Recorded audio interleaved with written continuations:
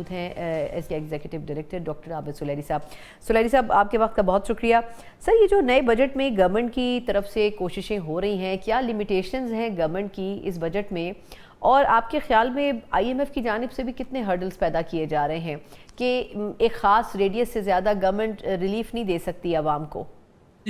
शुक्रिया। पाकिस्तान का बजट बनाना जो है वो जितना कॉम्प्लिकेटेड है उससे ज़्यादा कॉम्प्लिकेटेड हो गया है ईरान के सूरत हाल की वजह से, चूँकि एनर्जी प्राइसेस इतनी अनप्रडिक्टेबल हो गई हैं कि कुछ भी इस वक्त जो है टारगेट जहन में रखना इन्फ्लेशन का या बाकी वो मुश्किल होते जाते हैं। एक प्रेसिडेंट ट्रम्प की आती है ट्रुथ पे, सोशल ट्रुथ पे मैसेज, तो तेल की कीमतें बढ़ जाती हैं, दूसरी पे वो कम हो जाती हैं।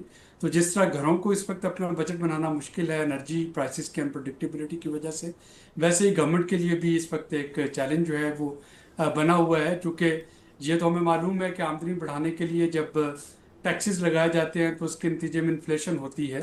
अब हर हुकूमत जब बजट बनाती है तो एक इन्फ्लेशन का पहले से आइडिया होता है कि इन टैक्सेस के नतीजे में कहाँ तक महंगाई जा सकती है और उसको किस तरह से जो है उसके बैकफायर होने से बचना है।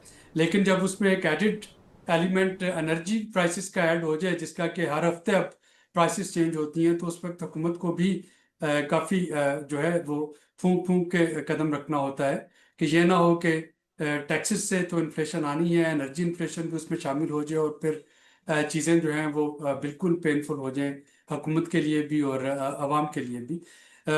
यकीनी तौर पे इस वक्त जो प्रेशर है हुकूमत पे वो सैलरीड क्लास के हवाले से प्रेशर है। सैलरीड क्लास की टैक्सेशन जो है वो इस वक्त अपनी पीक पे है और अगर इसमें कमी नहीं हो सकती तो कम से कम सैलरीड क्लास में अब ये सख्त नहीं है कि वो मज़ीद बोझ उठा सकें और गवर्नमेंट उनके ऊपर मज़ीद टैक्सेस जो है वो लगा सके।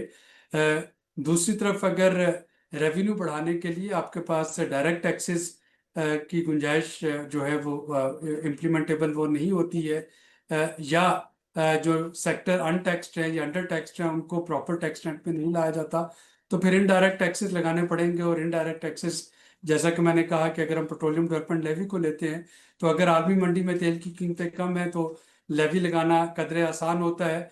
अगर आलमी मंडी में तेल की कीमतें एकदम चढ़ जाएं तो लेवी जो है वो काफ़ी सियासी तौर पे भी और कंज्यूमर्स के लिए भी बहुत तकलीफ दे हो जाती है।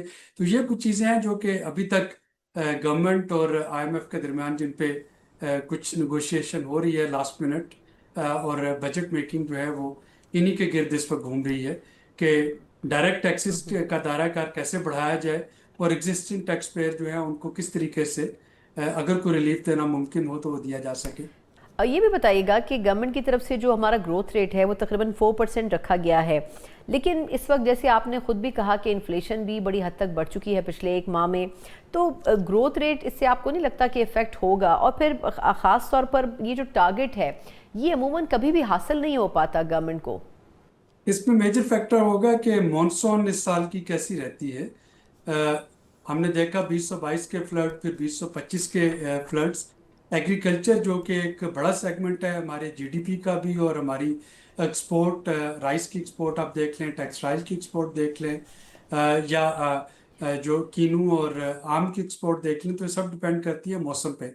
अगर तो मॉनसून जो है वो मैनेजेबल होती है, उसमें अल्लाह करे कि उस तरह के फ्लड्स हमें देखने को ना मिलें। गो के प्रोडिक्शंस यही हैं कि ये सर्दी जो बरसात है ये ज़्यादा गर्म और ज़्यादा इसमें बारिशें होंगी।